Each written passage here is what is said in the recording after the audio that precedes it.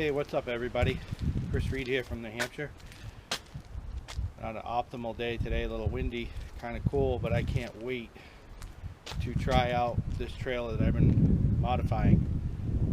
Started out with a homemade, really short trailer for my M19. Restoring an MT14, a little bit bigger, needed a bigger trailer. Decided why have two, I'll just modify the one that I have. So I pretty much doubled its length and ready to try it out. See what happens when I put the M19 on it at least. And let's do a little walk around. Here's my 1959 M19 I restored a couple years ago. And here's where we're at with the trailer so far. Did a little painting in the dark last night, and I got a lot more to do. I'm just really excited to get this thing out. So if you can see the well, I've got the airline zip tied. I've got some grommets coming. I'm going to hide those inside the frame. They're not here yet, so rather than run them over, I figured I'd just do that. This hole here is where the trailer used to end, and I had a ramp that would plug in here and go down. This was the rear spring shackle. The front one's up there. It just conveniently worked out for this 4-link suspension that I welded on here with the airbags. So I picked up this toolbox on Facebook Marketplace and decided to go to town. Let's have a look inside. I built this manifold. The air from the tank comes in over here. It's regulated. This is going to one of the gauges outside. I'll show you in a minute. Not sure what we're going to have for pressure till we get the car on there. The regulated air pressure goes into this switched valve. When it opens up, the regulated air goes into this 4-way, which is blocked by this one, and these two go to each one for each airbag. Then when you shut this front solenoid off and you open the rear solenoid, all the air from the bags depletes right here into the box. If it starts making a mess, I may route that outside. In the middle here, I've got a 1.5 gallon air tank and 4500 winch all wired up. I've got a pretty decent air compressor and a huge battery, and then of course a master switch so I can shut everything off when we're not using the trailer. So in the back here is a wireless remote control lash up.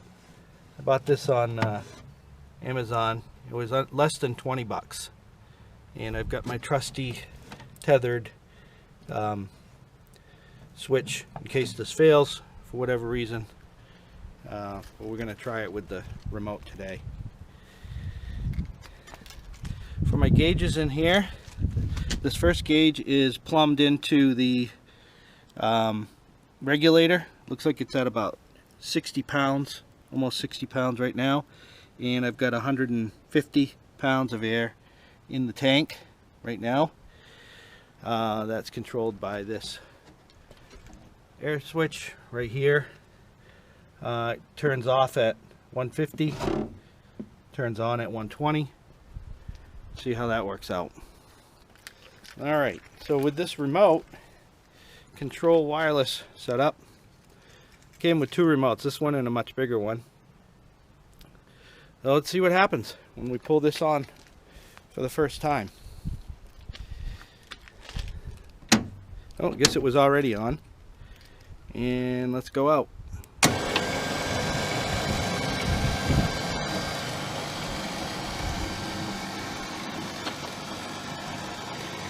I know I could release the winch and just yank it out, probably be much quicker. Not really in a hurry. Plus I've got the spool all nice and neat. And we'll save that for now.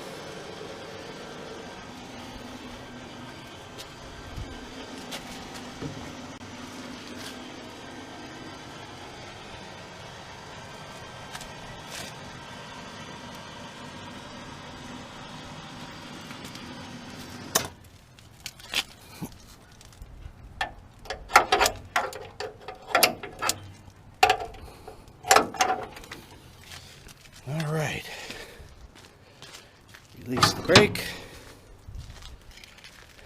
Oh, I probably should show you how this thing works. This is a three-way switch. Off is in the middle. Up is going to put pressure in the bags. Down is going to release the bags. So let's release it.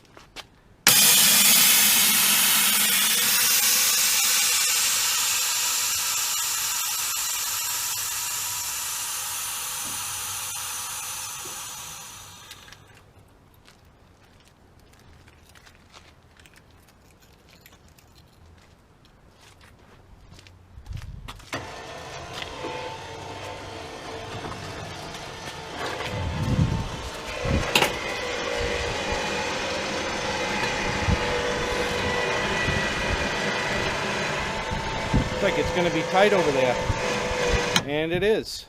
All right, here's where we stop. All right, let's resume, shall we? It appears that my rail sweeps, the back end was a little bit too long. I had to trim those. The fender wasn't square, and it still isn't. You may have to tip it out just a little bit more because it is tight. And let's see, I mean, that's tight. All right, let's continue on.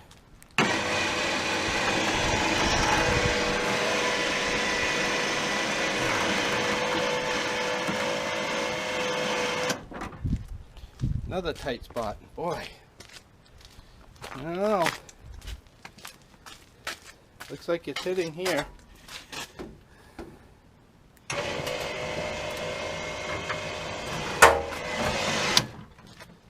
And we're all the way on. Whew. All right. The brake on. And let's hit the button and see what happens.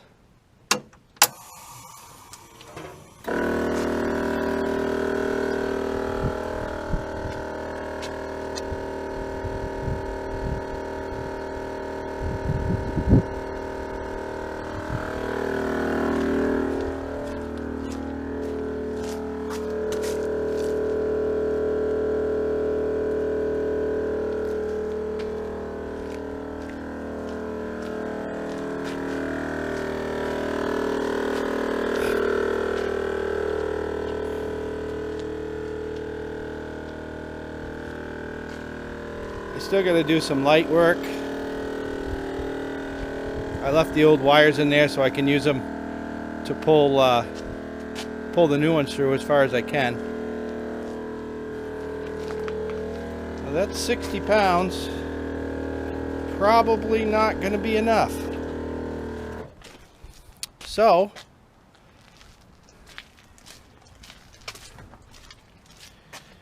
let's see. You watch the gauge. And I'll give her a little more.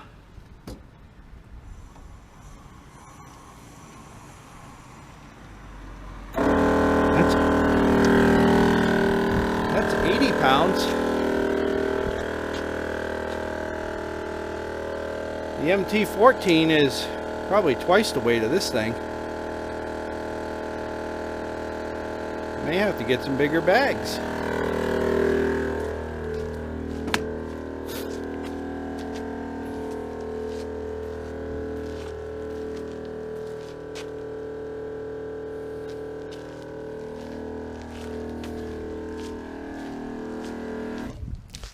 All right.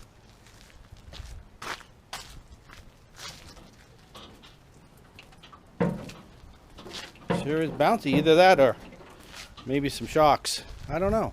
We're still in R&D. But hope you enjoyed what I have so far. And I'll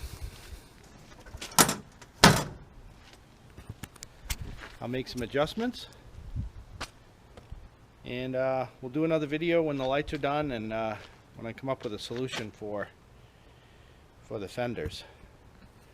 So when I drop this, the fenders are really close to the tire now.